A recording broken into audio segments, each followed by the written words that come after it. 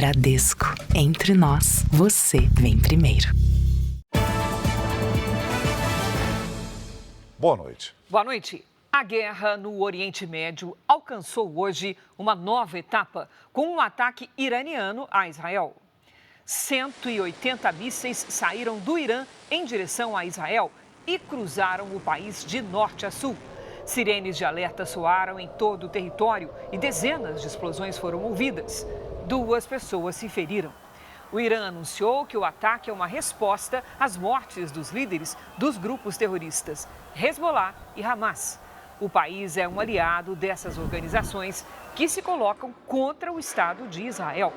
A cobertura completa dos ataques e toda a repercussão mundial você vai ver a partir de agora no Jornal da Record. E veja também. Brasileiros que vivem em Israel relatam momentos de tensão durante os ataques.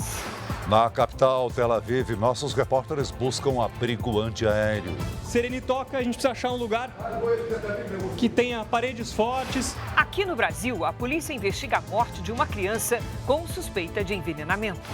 E também o impacto da seca no Rio Tapajós na vida dos ribeirinhos.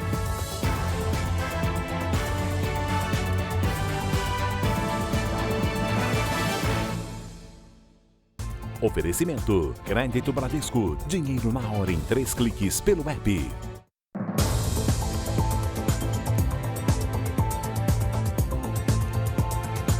Depois de 4 anos, a Polícia Federal conseguiu prender um homem de 48 anos que compartilhava arquivos de pornografia infantil. Ele foi identificado numa operação internacional em 2020 e vivia atualmente em Sumaré, no interior de São Paulo. Os policiais encontraram na casa do suspeito um grande volume de vídeos e imagens de pornografia infantil. Tudo armazenado em celulares e computadores. O suspeito preso é um homem de 48 anos que vende roupas em casa. A investigação começou em 2020, a partir de uma operação em Milão, na Itália, que descobriu que brasileiros compartilhavam fotos e vídeos em grupos de mensagens. A Interpol, na Europa, acionou a Polícia Federal, que começou a caçada ao suspeito, preso em casa, aqui na região de Campinas. O suspeito usava nome de outras pessoas para comprar chips de celular e assim dificultar a localização. O homem não teve a identidade revelada. Ele confirma que ele tem interesse em arquivos com conteúdo de abuso sexual no primeiro momento, no local das buscas.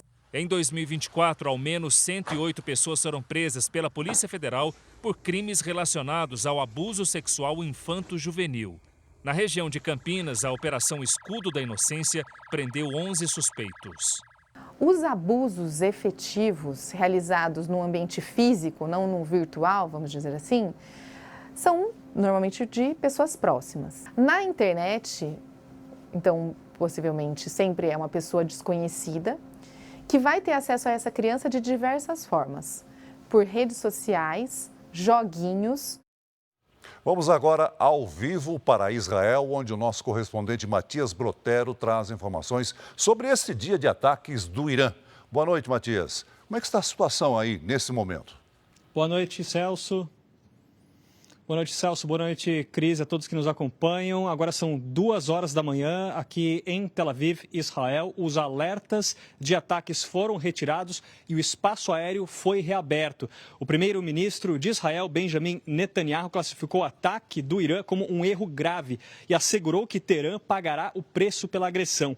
Bem, após o ataque, muitas pessoas ficaram em casa, mesmo após o exército ter afirmado que seria seguro sair dos abrigos. Ainda antes dos ataques, as forças israelenses atualizaram as orientações aos civis nas diferentes regiões do país. Aqui em Tel Aviv, por exemplo, mais de 30 pessoas não podem ficar no mesmo lugar em espaços abertos. Evidentemente, há outras limitações também. Bem, as praias estão fechadas e é indicado que atividades relacionadas ao trabalho e à educação sejam realizadas em locais onde haja um abrigo por perto. Celso, Cris. Obrigado, Matias. O Irã disparou cerca de 180 mísseis contra Israel nesta terça-feira. Os correspondentes da Record, Matias Brotero e Ricardo Voluquita, acompanharam de perto. A noite de ataques começou com um atentado em Tel Aviv. Eram 7 horas quando a nossa equipe foi para as ruas assim que soube do ataque em uma estação de trem. A movimentação da polícia era intensa. Moradores registraram o som dos tiros. Segundo a investigação, 2 terroristas começaram a atirar ainda de dentro do vagão de um trem. Pelo menos 6 pessoas morreram e 10 ficaram feridas. Os 2 atiradores foram mortos logo em seguida. Nenhuma organização terrorista assumiu a autoria do atentado. Em meio a essa correria toda dos agentes de segurança tentando entender o que aconteceu com esse possível atentado, as sirenes começaram a tocar. São 2 coisas que acontecem simultaneamente. A gente está entrando agora dentro de um estabelecimento onde a gente vai buscar abrigo, porque essa é a orientação. A sirene toca, a gente precisa achar um lugar que tenha paredes fortes, onde seja possível se abrigar. Lá fora, um ataque com mísseis cruzava o céu do território israelense. Nosso repórter cinematográfico, Ricardo Volokita, conseguiu gravar quando um dos mísseis passou perto da gente. O domo de ferro, sistema de defesa que destrói os mísseis ainda no ar, conseguiu interceptar a maioria, mas alguns caíram na região central e sul. 2 pessoas ficaram feridas, mas sem gravidade. No sul, uma cratera se abriu com o impacto de um míssil. No território palestino, moradores chegaram perto dos destroços de um bombardeio. A Guarda Revolucionária Iraniana afirmou que os ataques atingiram alvos militares de Israel e que foram uma retaliação pelas mortes de líderes dos grupos terroristas Hezbollah e Hamas. O Irã ainda ameaçou Israel caso haja uma resposta aos lançamentos de hoje. O governo americano se pronunciou e classificou o ataque como ineficaz. Para o conselheiro de Segurança Nacional, Jake Sullivan, é uma escalada significativa por parte do Irã. O presidente Joe Biden disse que discute com Israel uma resposta ao ataque. No Líbano, no primeiro dia de operações terrestres, soldados israelenses entraram no território em túneis construídos pelo Hezbollah. Ataques aéreos também atingiram a capital, Beirute, e o sul do país. Ainda nesta edição, novas informações desta escalada de tensão na guerra do Oriente Médio. No Rio de Janeiro, um menino de 6 anos morreu e outro de 7 está internado em estado grave. Segundo uma testemunha, as crianças comeram um bombom oferecido por uma mulher desconhecida. A suspeita é de envenenamento. A mãe precisou ser amparada. Ítalo Rafael Tobias Rosa, de 6 anos, morreu pouco depois de dar entrada na unidade de saúde. A família chegou a desconfiar de um copo de açaí consumido na rua. Mas ao conversar com o primo da vítima, a suspeita mudou. Eu estava brincando de bicicleta, aí do nada veio uma moça estranha, aí ela provavelmente perguntou se a gente queria doce, eu falei que eu não queria, aí meu primo Ítalo, ele pegou. Aí ele comeu na hora quando eu estava descendo, aí ele já ficou com dor de barriga, ele ficou passando mal. Uma câmera de segurança confirma que os meninos brincavam em uma rua de Del Castilho, na zona norte do Rio. Estas imagens mostram Ítalo pouco antes dele passar mal. Policiais militares informaram que Ítalo foi socorrido já desacordado e espumando pela boca. Um laudo preliminar do Instituto Médico Legal sobre a causa da morte foi inconclusivo, mas a suspeita é de envenenamento. No organismo da criança foi encontrado material semelhante a veneno para rato. Para fazer essa afirmação de uma forma oficial, eu dependo de um laudo do IML, onde essa substância que foi encontrada na autópsia do Ítalo foi encaminhada para exame toxicológico. Outro menino de 7 anos foi internado neste hospital em estado grave. Ele teria comido metade do bombom oferecido a Ítalo. Hoje, a polícia ouviu depoimentos de familiares das 2 crianças e de uma enfermeira que prestou atendimento na unidade de saúde. A mulher que teria oferecido o bombom para os meninos ainda não foi identificada. Eu só quero só justiça mesmo, entendeu? Para que não venha acontecer com todas as crianças. Hora da previsão do tempo. A Lidiane Sayuri já está por aqui. Oi, Lid, boa noite. Vamos ter mudanças nesta quarta-feira? Sim, Cris. Amanhã volta a chover forte na região sul. Boa noite para você. Celso, muito boa noite. e boa noite para você de casa. Se no sul o tempo muda, no sudeste a circulação dos ventos quentes no interior do país pode provocar recordes de calor. São Paulo e Rio de Janeiro podem registrar a maior temperatura do ano, com 37 e 40 graus. Brasília pode repetir a máxima de 34 graus. A quarta-feira será de chuva forte e volumosa no sul. Em Bom Jesus, no Rio Grande do Sul, curitibanos em Santa Catarina e Foz do Iguaçu, no Paraná, apenas amanhã deve chover metade do esperado para outubro. Dia de temporais, trovoadas e queda de granizo.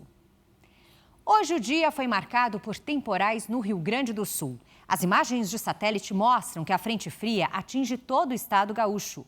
Amanhã, ela avança com chuva em direção a Santa Catarina, Paraná e Mato Grosso do Sul.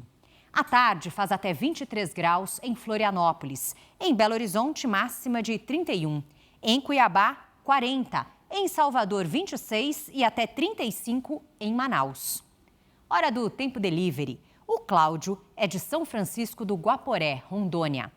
Oi, Cláudio. Quarta-feira de sol e muito calor, faz até 38 graus. Na quinta, tem previsão de pancadas de chuva, faz até 36. Na sexta, chove a qualquer hora, com máxima de 34 graus. O Lino é de Santana do Matos, Rio Grande do Norte. Boa noite, Lino. Nesta quarta, pode chover a qualquer hora, faz até 34 graus. Na quinta e na sexta, tempo firme, com temperaturas entre 35 e 36 graus. Faça como eles e participe do nosso Tempo Delivery. Poste seu pedido nas redes sociais com a hashtag você no JR. Cris, Celso. Obrigada, Lidy. Ainda hoje no Jornal da Record, ministro Alexandre de Moraes desbloqueia contas bancárias da rede social X para pagamento de multas. Brasileiros que vivem em Tel Aviv e cidades vizinhas relatam o que sentiram durante o ataque dos mísseis iranianos. Primeiro voo da FAB para a repatriação de brasileiros que estão no Líbano decola nesta quarta-feira do Rio de Janeiro.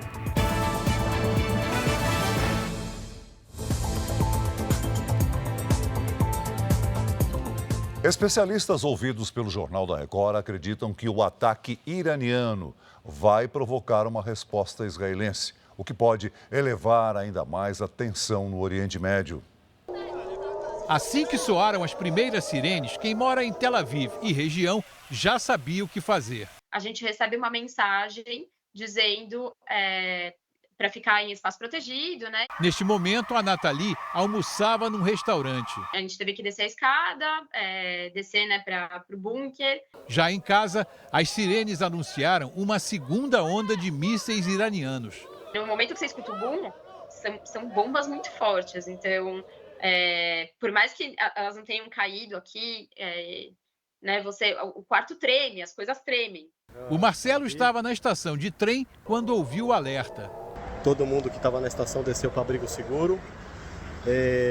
Ficamos lá cerca de 40 minutos. As explosões foram assustadoras. É triste você ter que ir procurar um abrigo porque você está sendo bombardeado. Especialistas em Oriente Médio afirmam que o ataque iraniano de hoje é uma declaração de guerra contra Israel e leva a situação da região a um patamar completamente diferente daquele que existia até agora, na guerra entre as forças de defesa israelenses e os grupos extremistas Hamas e Hezbollah. Israel seguramente vai dar uma resposta muito mais enfática contra o Irã. A grande questão é quando isso vai acontecer e qual será a resposta de Israel aos ataques de mísseis hoje que o Irã lançou contra o território israelense. Para o presidente da Confederação Israelita Brasileira, a perspectiva de uma guerra mais ampla na região é ruim. E não interessa qualquer guerra para ninguém, mas um país não pode viver sob a pressão de ataques terroristas como Israel enfrenta há anos. Israel tem que reagir, tem que resistir, porque é legítimo o direito de existência do Estado de Israel. Eu gostaria de viver em paz e todas as pessoas que eu conheci aqui, elas gostariam de viver em paz, com certeza absoluta. Um avião da FAB vai decolar amanhã do Rio de Janeiro rumo ao Líbano para repatriar um grupo de brasileiros que quer deixar o país. A previsão é de que neste primeiro voo de repatriação, 220 brasileiros sejam retirados do Líbano. Quase 3.000 pessoas demonstraram interesse em voltar ao Brasil.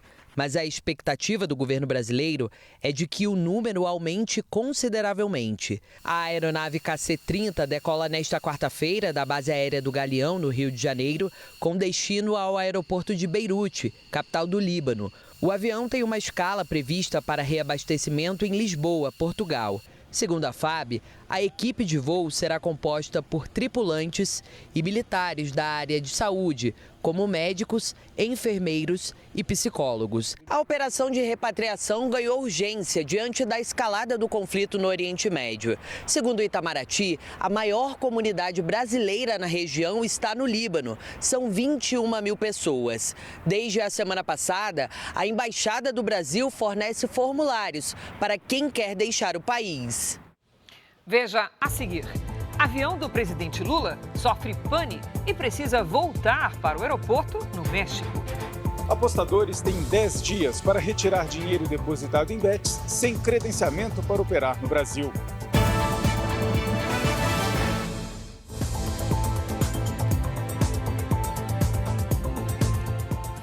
Eleições 2024, mais acesso da população a exames, construção de moradias populares, mais segurança no centro e nos bairros. Temas de hoje dos candidatos à Prefeitura de São Paulo.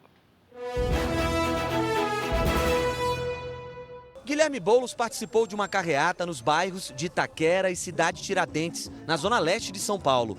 O candidato do PSOL prometeu investimentos em educação para o lançamento de 22 novos centros educacionais unificados. Boulos também falou sobre as filas nas unidades de saúde da zona leste de São Paulo. O candidato afirmou que, se for eleito, vai criar um programa para agilizar a realização de exames, o Poupa-Tempo da Saúde. O Poupa-Tempo da Saúde, o que vai ser? Ele vai ter esse modelo de policlínica que vai ter tanto ali exame, então vai ter ressonância, tomografia, endoscopia, raio-x, ultrassom, todos os exames que hoje a fila é muito grande, como vai ter consulta com médico especialista. No fim da manhã, José Luiz da Atena, do PSDB, visitou o bairro de São Miguel Paulista, na zona leste de São Paulo. O candidato conversou e tirou fotos com eleitores. Na visita à periferia da cidade, da Atena reforçou a promessa de construir moradias mistas caso seja eleito. São prédios com apartamentos populares e áreas de comércio e lazer no mesmo condomínio. Vamos ter escolas dessas moradias mistas, vamos ter comércio dessas moradias mistas, vamos ter lazer para a molecada. Criando essas moradias, nós vamos dar dignidade para essas pessoas terem o seu teto, morarem ali, estudarem ali, trabalharem ali, desse mesmo ponto. Ricardo Nunes, do MDB, participou de um evento organizado por empresários do centro da cidade que apoiam a candidatura dele. O governador Tarcísio de Freitas, do Republicanos, também foi convidado. Ricardo Nunes prometeu continuar com ações para revitalizar o centro se for reeleito. Diz que vai investir em mais câmeras de monitoramento para aumentar a segurança. Pretende atrair empresas para cá e aumentar a quantidade de moradores. Nós temos um plano de trazer para cá 220 mil moradias. A gente já trouxe em torno de 30 mil. Já temos 16 projetos em andamento de prédios ociosos, que a prefeitura entra com recursos, 25% da reforma, para que a gente possa ter esses prédios requalificados e com uso pelos, no mínimo, próximos 10 anos. O candidato do PRTB, Pablo Marçal, convocou uma entrevista coletiva para anunciar nomes que irão compor seu secretariado caso vença as eleições. Patrícia Borges, ex-atleta de vôlei e candidata a vereadora em São José dos Campos pelo União Brasil, ocupará a Secretaria do Esporte. E Selene Pérez Nunes será a secretária de Gestão e Responsabilidade Fiscal. Pablo Marçal voltou a defender o esporte como forma de diminuir a evasão escolar e a criminalidade. O plano dele é transformar as escolas municipais em centros olímpicos. Uma pessoa que entra no nível de um esportista dificilmente vai parar numa Cracolândia da vida. Isso é um seguro. Então, uma pessoa ela aprende a comer, ela aprende a treinar, ela aprende a moldar as companhias, inclusive, ela se transforma completamente. Tabata Amaral, do PSB, fez caminhadas na Vila Maria e no Tucuruvi, na Zona Norte. A candidata distribuiu material de campanha, conversou e tirou fotos com apoiadores e funcionários das lojas. Tabata disse que, se for eleita, vai investir em inteligência e no trabalho conjunto da Guarda Civil Metropolitana com a Polícia Militar. Ter monitoramento com câmeras 24 horas e garantir que a Polícia Militar e a GCM estão atuando conjuntamente. Os crimes sempre acontecem no mesmo lugar. Se a gente usa essa inteligência da câmera e reforça o policiamento nas regiões mais perigosas, essa é uma proteção para a população. Marina Helena, do Novo, visitou a Associação dos Delegados do Estado de São Paulo. A candidata disse que pretende unir o trabalho da Prefeitura com as polícias do Estado para combater a criminalidade. Foi muito interessante ouvir a visão deles, que eu acho que casa bastante com a nossa visão aqui do plano de governo, que é mais importante, a gente ter uma integração, de fato, da Prefeitura com o governo do Estado, de todas as forças de segurança para proteger o cidadão. Altino Prazeres, do PSTU, fez panfletagens e se reuniu com a equipe de campanha. Bebeto Haddad, da DC, fez campanha no Mercadão da Penha, na Vila Sabrina e em São Miguel. João Pimenta, do PCO, fez panfletagem na Estação da Saúde do metrô, participou de programa do canal do partido na internet e produziu material para as redes sociais. Ricardo Senese, da UP, fez caminhada no bairro da Liberdade, panfletagem na Estação Anhangabaú do metrô e na Estação Barra Funda. A agência Moody's elevou a nota de crédito soberano do Brasil de BA2 para BA1 e manteve a perspectiva positiva. Agora o Brasil está a um passo do grau de investimento da agência. Isso significa que, para Moody's, o Brasil melhorou a capacidade de pagar dívidas e oferece menos riscos aos investidores. Para o ministro da Fazenda, Fernando Haddad, a elevação da nota demonstra o reconhecimento da preocupação do governo com as contas públicas. O México tem uma nova presidente. Cláudia Sheinbaum é a primeira mulher a assumir o cargo no país. A cerimônia de posse contou com a presença de vários chefes de Estado, incluindo o presidente Lula. Os Estados Unidos foram representados pela primeira-dama Jill Biden, que destacou a importância da relação entre os dois países. O presidente Lula também marcou presença na cerimônia de posse. Acho que o mundo vai se surpreender com a qualidade da presidenta do México. Ela é uma mulher extremamente preparada do ponto de vista político. Ela é uma mulher que vai fazer com que as mulheres sintam orgulho, de entrar na política. Cláudia Sheinbaum tem 62 anos, é neta de imigrantes judeus que deixaram a Europa para escapar do Holocausto.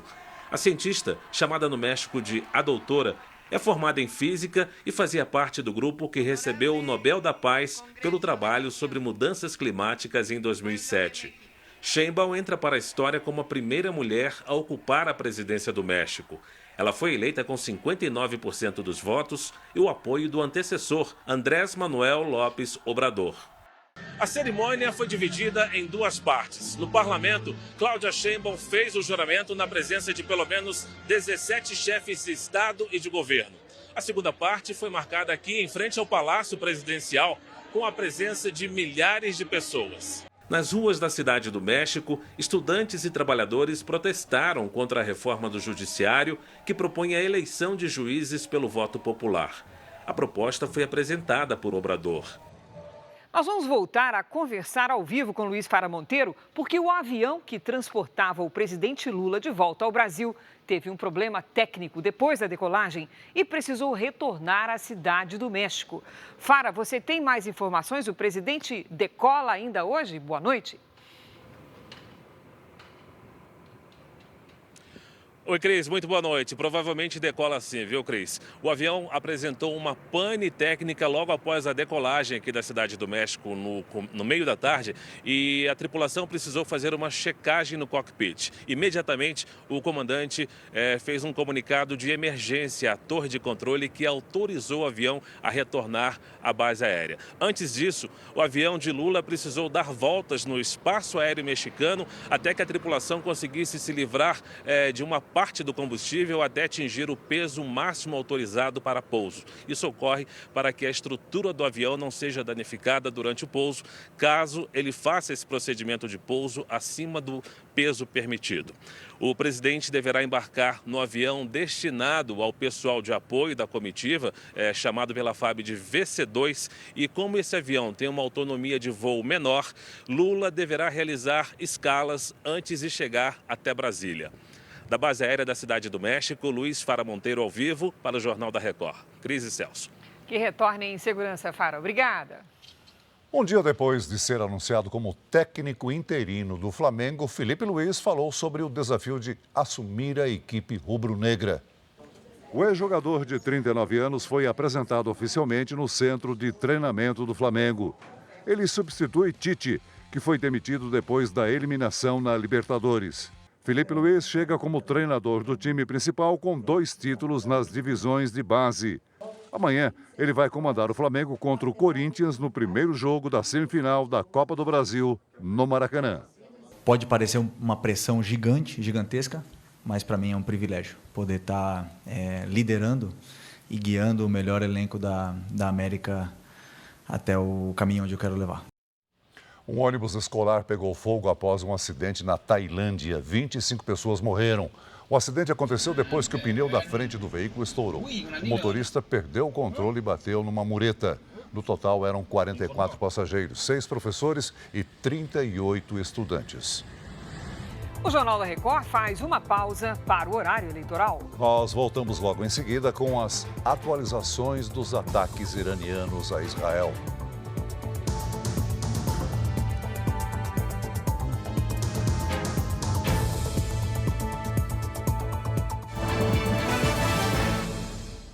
O Jornal da Record está de volta. 6 pessoas foram feitas reféns de criminosos num edifício de alto padrão em Santos, litoral paulista. Um dos alvos da quadrilha era o apartamento de um jogador de futebol. O porteiro do prédio foi preso, suspeito de ter facilitado a ação. Foram quase 5 horas de tensão. 6 pessoas foram mantidas reféns, entre elas moradores e funcionários. A quadrilha entrou na garagem do prédio às 7h30 da manhã, com um controle clonado. Os 4 homens aguardaram no estacionamento até perto das 8 da manhã, quando um deles sai. Ao ver uma mulher que libera a porta com reconhecimento facial, ele a segue. Os 2 vão para o elevador. Quando ela desce no andar, ele a aborda. Depois das 9h20, outros 2 assaltantes saem pelo condomínio. Eles vão encontrar o outro criminoso que já está com reféns e pede ajuda. Eles ficam o tempo todo no celular. Neste momento, a faxineira do condomínio entra e é rendida. Logo na sequência, um morador também é abordado. Os 2 assaltantes revistam o homem. Todos vão para um dos apartamentos. Eles acreditavam que aqui mora um jogador de futebol e que quem mora na cobertura tem maiores posses, e eles vieram atrás de dinheiro, de outros objetos. O alvo da quadrilha era o imóvel do goleiro do Santos, João Paulo. Mas na confusão, eles invadiram o apartamento do andar de baixo. O zelador acionou a polícia. Com a movimentação da PM, um dos criminosos que ficou no carro se assustou e tentou fugir. Houve troca de tiros. Ao ser atingido, o assaltante que estava ao volante se entregou e foi socorrido. Dentro do veículo foram encontrados carregadores e munições para fuzil. Enquanto isso, o restante da quadrilha continuou a ameaçar os reféns. O GAT, Grupo de Ações Táticas Especiais, foi acionado. Nós vamos fazer conforme o plano. Fechou. Eu vou deixar o armamento aqui no sofá, conforme o combinado. A polícia foi muito competente. A gente viu que atiradores de elite subiram neste prédio aqui, nos 2 prédios lá da esquina. No começo da tarde, todos os reféns foram libertados. Durante as buscas, policiais encontraram mais um suspeito escondido num apartamento vazio. 5 suspeitos foram presos, entre eles o porteiro, contratado há mais de um ano. Segundo as investigações, ele teria sido responsável por fornecer o controle do portão da garagem para a quadrilha. Essas imagens mostram que o porteiro não reage. nem estranha a entrada do carro dos criminosos. Os presos também devem responder por fraude no processo. Durante as negociações, eles colocaram os celulares num micro-ondas para destruir os aparelhos e atrapalhar as investigações. 400 festas de casamento foram realizadas por dia no Brasil no ano passado. De olho nesse mercado, criminosos usam as redes sociais para anunciar serviços. Muitas festas são canceladas na véspera do evento. Era para ser uma festa de casamento simples, mas especial. Um churrasco para 50 convidados. Francisca contratou um buffet depois de ver um anúncio numa rede social. Na véspera da celebração, descobriu a farsa. Eu tive que deixar quase tudo para trás e ajudar minha irmã para, pelo menos, ter o bolo e o churrasco, como nós tínhamos combinado. Um levantamento feito por uma plataforma de prestadores de serviços mostra que só em 2023 foram realizadas 160 mil festas de casamento no Brasil, 46 mil de debutantes e 2.800 festas de formatura. Segundo a Secretaria Nacional do Consumidor, houve quase 6 mil reclamações de serviços prestados de forma inadequada, média de 15 por dia. Os órgãos de defesa do consumidor alertam para os riscos de fechar o contrato de uma festa apenas por troca de mensagens. O ideal é visitar a empresa organizadora do evento, pedir uma degustação do que vai ser servido e, se possível, conversar com outros clientes. E o principal, desconfiar de preços muito abaixo do mercado. Não existe mágica, então esses preços que estão muito abaixo do mercado já dão um indício de que há uma tentativa aí de golpe. A Associação Brasileira de Eventos orienta a buscar empresas cadastradas. O golpe é uma situação que hoje todo mundo aprendeu a fazer.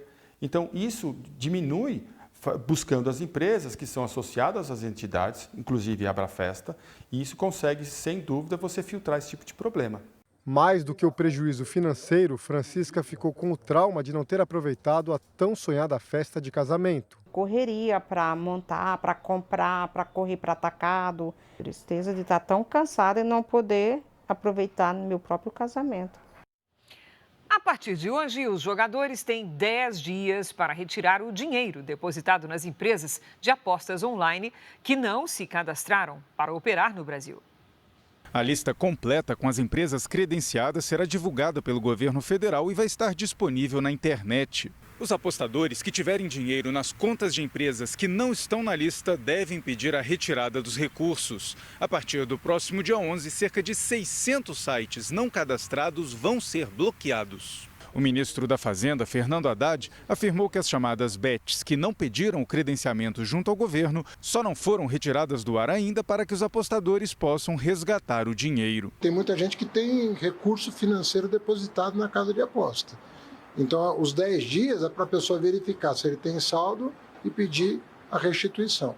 Mas, caso contrário, já nos tiraremos do ar imediatamente, mas não vamos fazê-lo para proteger a poupança do eventual apostador. A Associação Nacional de Jogos e Loterias criou medidas para identificar o comportamento compulsivo de apostadores em plataformas online. Entre as medidas estão 21 mil vagas para tratamento gratuito de jogadores compulsivos. E as plataformas também devem usar o reconhecimento facial para limitar o acesso dos jogadores. A partir de janeiro, um selo de adequação vai identificar as casas de apostas online que seguem a legislação brasileira. Para que o apostador se sinta seguro, tanto de apostar, quanto de ver o seu dinheiro revertido na forma de impostos para a sociedade. De acordo com a Associação Nacional de Jogos e Loterias, a previsão é que o volume de apostas no país aumente em 2025 e fique em torno de 20 bilhões de reais por mês. O ministro do Supremo Tribunal Federal, Alexandre de Moraes, determinou o desbloqueio das contas bancárias do X para que a empresa pague multas. A rede social precisa pagar quase 30 milhões de reais por ter descumprido ordens judiciais. Segundo o X, todas as multas vão ser pagas com recursos próprios transferidos do exterior. Com os pagamentos, a rede social espera ser autorizada a voltar a funcionar no Brasil. Veja a seguir as últimas atualizações dos conflitos no Oriente Médio. E também o drama das famílias atingidas pela seca histórica na região norte do país. Em meio à repercussão do ataque do Irã contra Israel, candidatos a vice-presidente dos Estados Unidos fazem primeiro e único debate.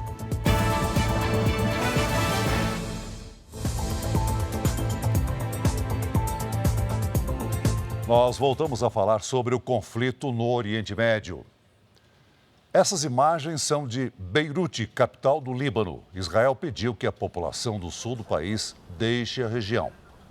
O exército israelense voltou a atacar posições dos terroristas Hezbollah em Beirute, após ser alvo de mísseis do Irã, que apoia o grupo extremista.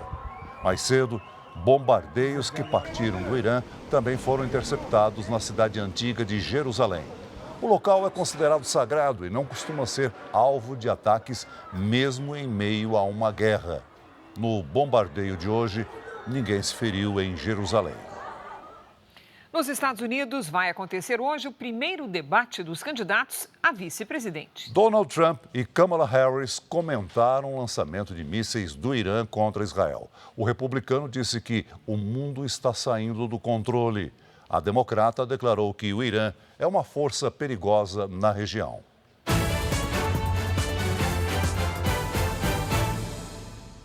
Donald Trump fez campanha em Wisconsin nesta terça-feira e falou sobre o conflito no Oriente Médio. O republicano disse que estamos perto de uma terceira guerra mundial e afirmou que o presidente Joe Biden e a vice Kamala Harris deveriam estar no comando, mas não sabem o que está acontecendo. O principal evento eleitoral de hoje é o primeiro e único debate entre os candidatos a vice-presidente dos Estados Unidos. O encontro será realizado aqui em Nova York e pode influenciar o voto dos eleitores a pouco mais de um mês das eleições. Apoiadores dos dois partidos se reuniram com bandeiras e cartazes nos arredores da região. O vice de Donald Trump, o senador de Ohio, está desde ontem na cidade. Para esta americana, o debate é importante, porque o futuro presidente precisa de um parceiro forte ao lado. Este homem diz que o debate servirá para que todos os americanos entendam melhor as propostas dos candidatos. O repórter José Luiz Filho tem mais informações sobre o debate. Tim Walz, companheiro de chapa de Kamala Harris, chegou a Nova York no início da tarde. O debate segue quase as mesmas regras do realizado entre Kamala e Donald Trump.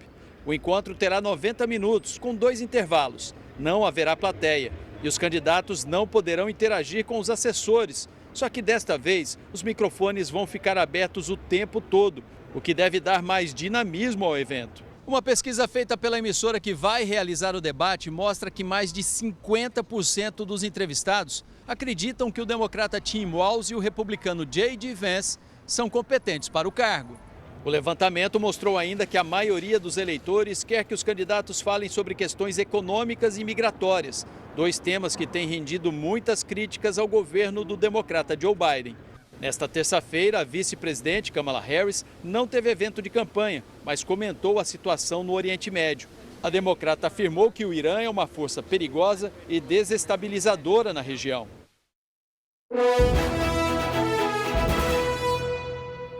Vamos saber como foi a terça-feira dos candidatos à Prefeitura de Curitiba. Eduardo Pimentel, do PSD, fez caminhada com apoiadores na zona sul da capital paranaense e prometeu construir um novo hospital na região. A construção do novo hospital e maternidade do Bairro Novo, com 200 leitos, mais 57 de UTI e 9 centros cirúrgicos. Luciano Dutti, do PSB, gravou os últimos programas para o horário eleitoral no mercado municipal, no centro da cidade, e depois visitou bairros de Curitiba. Trabalhando bastante, visitando todos os bairros de Curitiba, segue visitando o Conselho Regional de Farmácia e visita várias comunidades nos bairros de Curitiba. Maria Vitória, do Progressistas, visitou uma empresa de brinquedos e disse que quer o apoio dos empresários aos programas sociais. Precisamos olhar com carinho, não só para a cidade, mas também para as pessoas.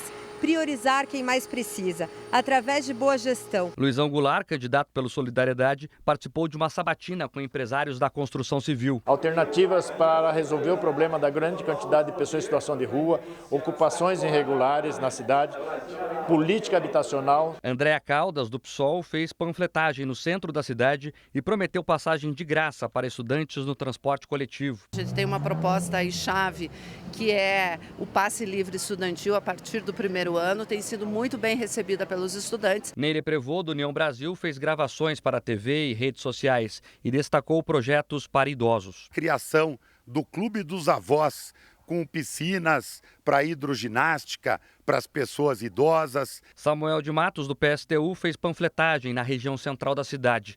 Felipe Bombardelli, do PCO, acompanhou manifestações sindicais. Roberto Requião, do Mobiliza, teve encontro com associações de moradores e fez gravações para as redes sociais. Cristina Grêmio, do PMB, também gravou para as redes sociais e fez reuniões com a equipe de campanha. A expectativa é que a taxa de abstenção nestas eleições fique abaixo da média histórica, que aqui em Curitiba costuma ser de 20%.